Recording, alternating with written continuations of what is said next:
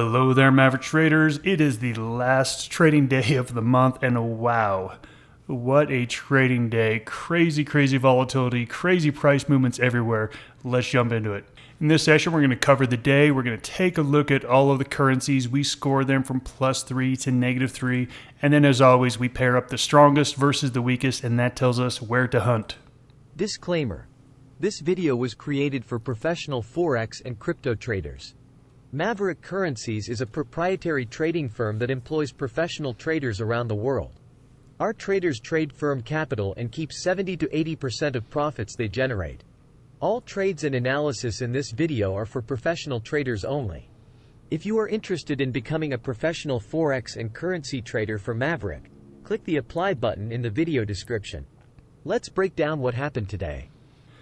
All right, let's get to the news of the day because we had a ton of news. We had two central banks, but even before that, we are in the middle of earnings season. Last night after the bell, we got Microsoft, and Microsoft earnings were initially taken as negative, and the stock plunged and it pulled all the futures down with it, and it looked like that the tech stocks, the sell-off was going to continue. Then we got news from AMD, and AMD news was great. And we got a couple other reports that were great. And what happened was somewhere about an hour and a half, 2 hours after the Wall Street close, the buyers came in and rescued this up. And by the time that it was, 8, 9, 10 o'clock at night Eastern time, the futures had erased all their losses and were now in gain. So the market was already searching for a bottom, and we definitely got that price action. Overnight, we got the Australia CPI came in below expectations.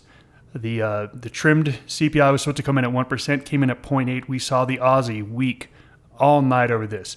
Then we got the Bank of Japan raise rates for the second time since 2007. We saw big volatility. I'm going to spend a lot of time on the Japanese yen in this session because I want to show everyone what these news events can do.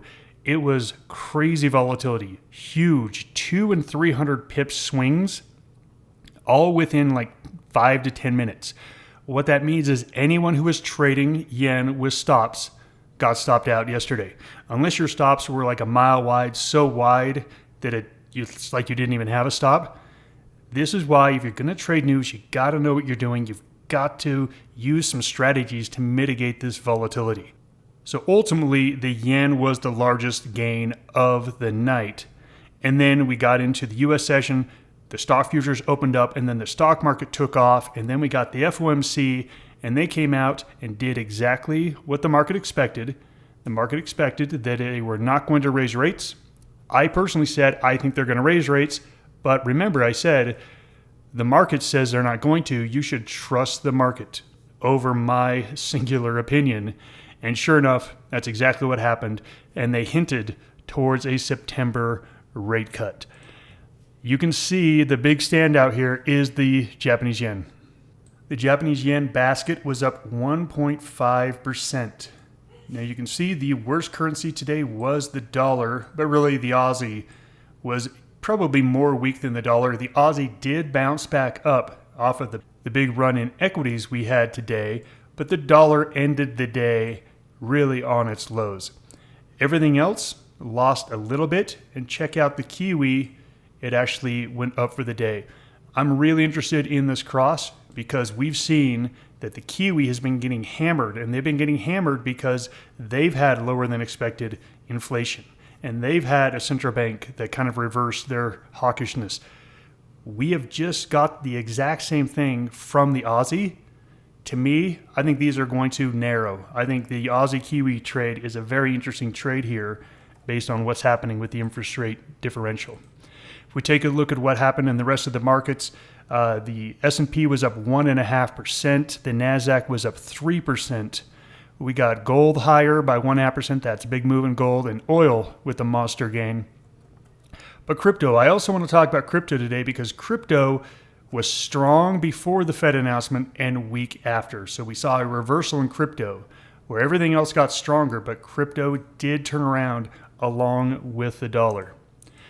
And individually in crypto, we can see that pretty much equal across the board. Bitcoin Cash, a little bit bigger sell-off, but it also had a bigger run over the last 24 hours. These are not bad numbers. Usually in a Fed meeting, we get bigger moves than this. This is a good sell-off here for the cryptos if you're looking to build a long position. To me, the fact that it only sold off this much is telling me that cryptos have a bid underneath them. So we'll take a look at those charts. Let's go to our outlook of the market. Now, typically I pull up a chart of the SPX. Now, the reason I did not use the SPX today, and look, and I'm not trying to cherry pick a chart to fit my narrative, because that's what a lot of traders do. So I'm very conscious whenever I do something that's different than what I usually do as far as analysis goes. I want to make sure I'm not trying to find proof to confirm my bias. The fact that I'm even aware of that is a good sign that, hey, you're probably not doing it. But look, I could be. But I wanted to show you this candle because this chart looks different than the S&P 500 because this chart shows you all the after hours movement. All the after hours movement of the S&P. And we had just had a big sell-off into the close yesterday on the S&P and especially tech stocks. Now this bar closes at 5 p.m. Eastern time. So this was the close of 5 p.m. Eastern time. Now you can see we had this long lower shadow. So the low of this candle actually came at about 4 p.m. Eastern time. Sorry, came about 4:30 p.m. Eastern time. It was already rebounding, and then take a look at this move from the low to the high. If we take a look at just the S&P chart, and here, let me just throw it up here for you so you can take a look at it. To see how this looks like a gap up and it didn't really move today. So this is what the S&P chart looks like, but I really want to show you all the trading that happened in the futures overnight. And you can see that this is a really nice engulfing candle. Now, I have been very critical of these candles for the last 4 days. I've been pointing out these long upper shadows are telling you we're not done bottoming yet. We're not done bottoming. We need a candle that tells us that the buyers are back. These are having little bounces, but the buyers weren't back. This candle is absolutely saying that the buyers are back. With that being said, I realize that this is a monster candle. This is an extended range candle. I would not be surprised if we get a little backing filling over the next day or two, but I think that was a very, very tradable bottom. We do have some big tech earnings after the bell. Meta announced, Facebook, and they were much better than expected, and their stock is up. So I expect tomorrow to be a pretty tight candle up in the upper range of this candle. We spent a lot of energy today, but I do think that this bottom was a tradable bottom. So I'm taking a look at this market here. We were all the way down to a -1. We're now back between moving averages, closer to moving out the top. A couple more candles, and I'm ready to go back up to the +1, +2 if we get some follow through. We do also have some big earnings after the bell on Thursday. We have Amazon and Apple. If those two companies announce good earnings and the market likes it, I think that's an even better sign that that was a tradable bottom that we just went through after a pretty big 10% sell-off in tech stocks. We continue to have a mile-thick calendar on what's going to happen. This is just Wednesday through Friday. We had to break this up into 2 different slides in the currency room. We've got a lot of things still on the calendar. We've got Bank of England tomorrow morning. So the third central bank, they are expected to cut rates as well from 5.25 to 5. I don't see any reason why this doesn't happen. What we want to see is what is the reaction after the news. I like the pound long, but I have to understand there is a rate cut on the horizon. I would love to see the pound sell off, get its feet under it, and then to go ahead and buy that pullback on pound. That's going to be the trade I'm looking for. We also have US PMI as well. So those are the 2 big reports over the next 24 hours. And then, of course, we're going to have the employment report on Friday, as it's the first Friday of the month. Let's jump in and take a look at some currencies. And the first one on my list is the yen. I want to show you the craziness of last night. Now, I was watching this live last night, and I'm always looking for opportunities to trade, and I love high volatility. As a younger trader, I was like a moth to flame. If there was a crazy move going on, I wanted to be right in the middle of it. There's a great saying in trading. There's old traders and there's bold traders, but there are no old, bold traders. And I remember thinking this last night as I was watching the yen. Now, this doesn't look like that big of a deal. If we take a look at this on a chart, we say, oh, look at this. That's kind of some funny price action right there. Let me break down the highs and the lows. This is almost 154. This is almost 151. This is 300 pips, and this was real movement. A lot of times we see this on the chart and we say, oh, that's bad data.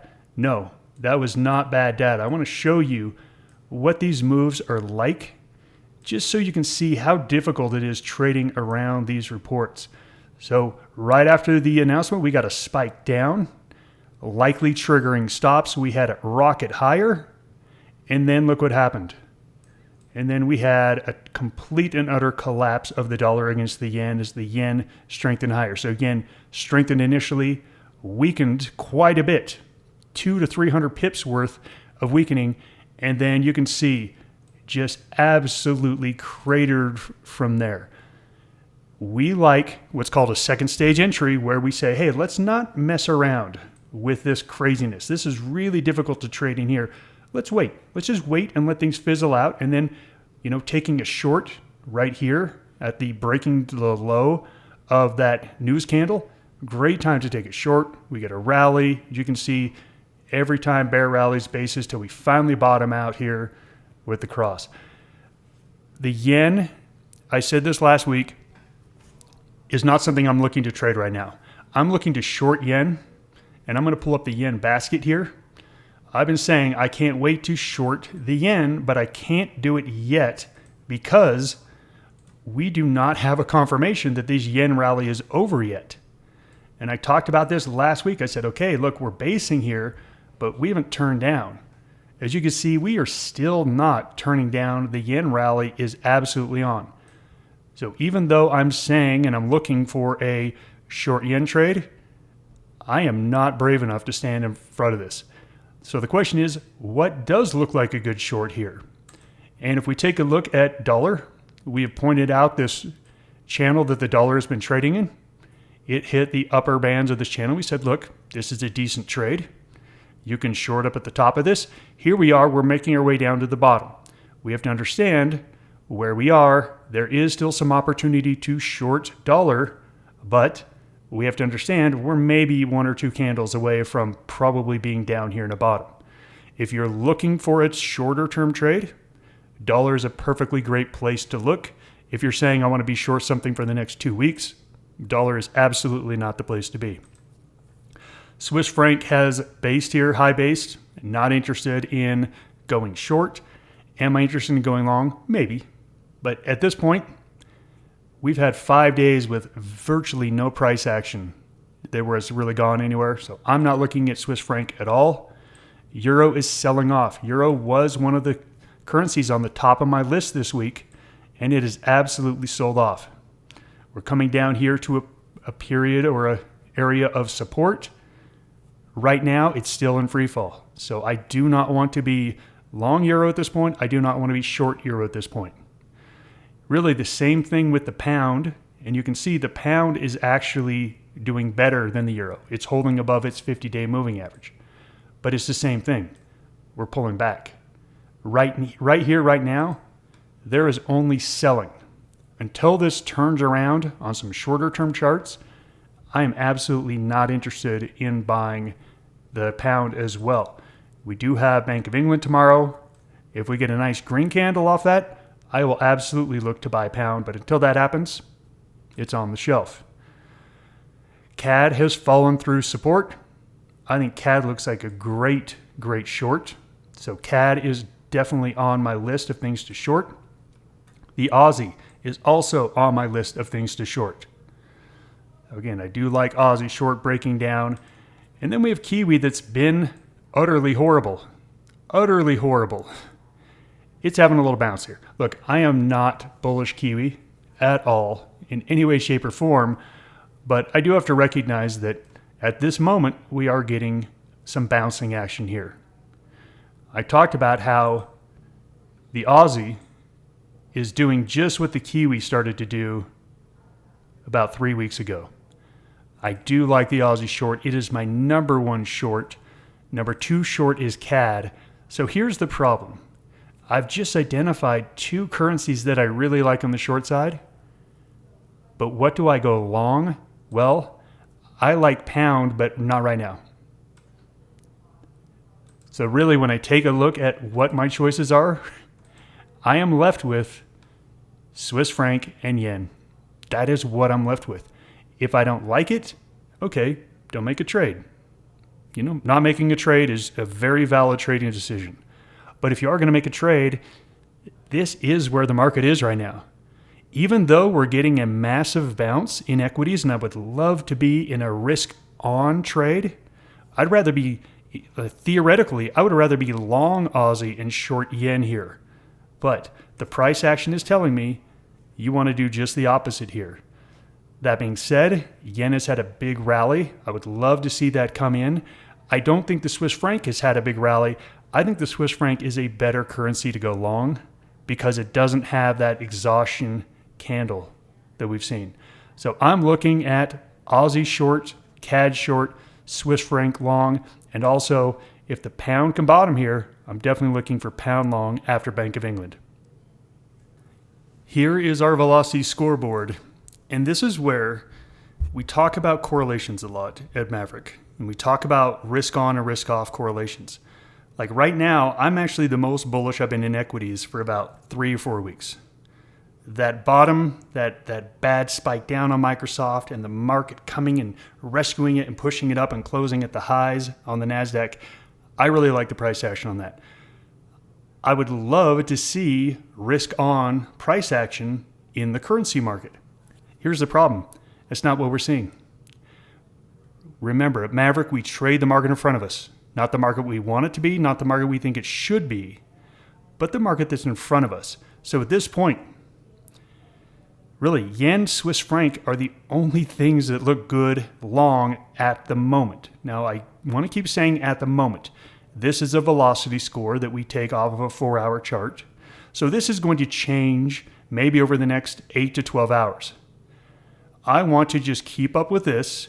I'm not going to make any trades at all until the Bank of England.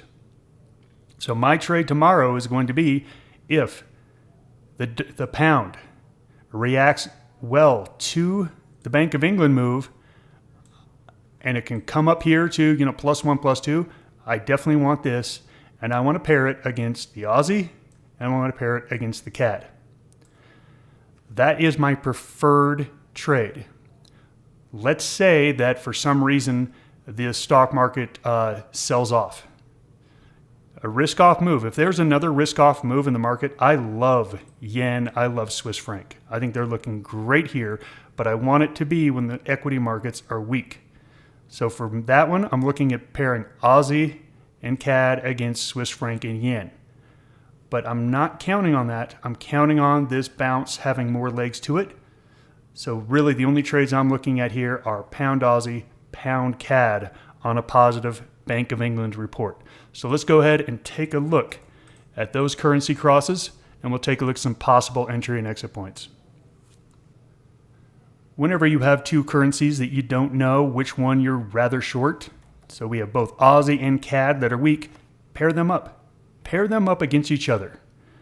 And it will tell you right now which one's the weakest. And you can even determine which one you want to get in based on chart patterns. So overall, Aussie has been much weaker than CAD. During this period of time, it based.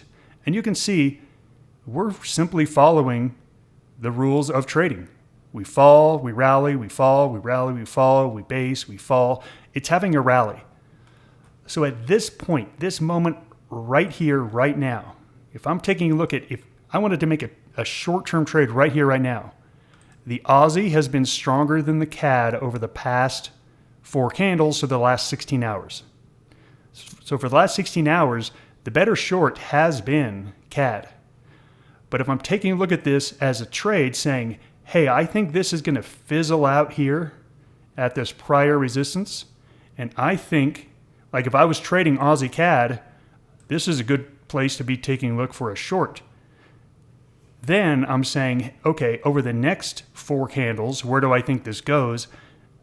The answer is I think this hits resistance here and starts to trade down. So I'm looking at Aussie being a better short than the CAD. Will that actually happen? Who knows? Time will tell.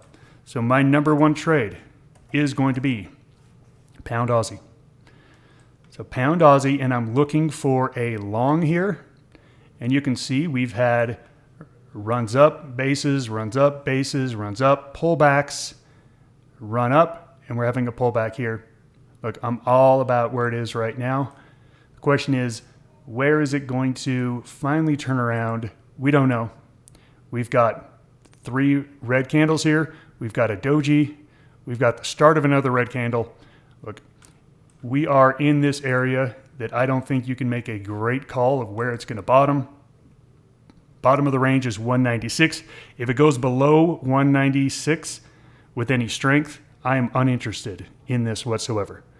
So during this pullback, it has to hold this 196 area. If we get some good action off the Bank of England report, then I'm all about going long this. There is going to be a pop off of it. I might not be able to get long until 197.50, 197.60. But that is the trade I'm looking for, is to be long Pound Aussie. Here's the daily chart, beautiful high base forming. Everything here is telling me to go long this one. But with big news out there, I don't want to get caught up in what happened with the yen, where you get all this huge spikes up and down off the central bank. I'm going to wait about 15, 20 minutes until the real move happens and then jump in on it at that point. So as you can see, there is a ton of stuff weak. There is not all that much stuff strong. So Swiss franc and yen are going to have to be the only long trades until these velocity scores improve. I'm really only looking for 1 trade tomorrow. That's it. If it doesn't work out, I will wait until Friday for the employment report to make my next trade. Thanks for joining me. Bye, everybody.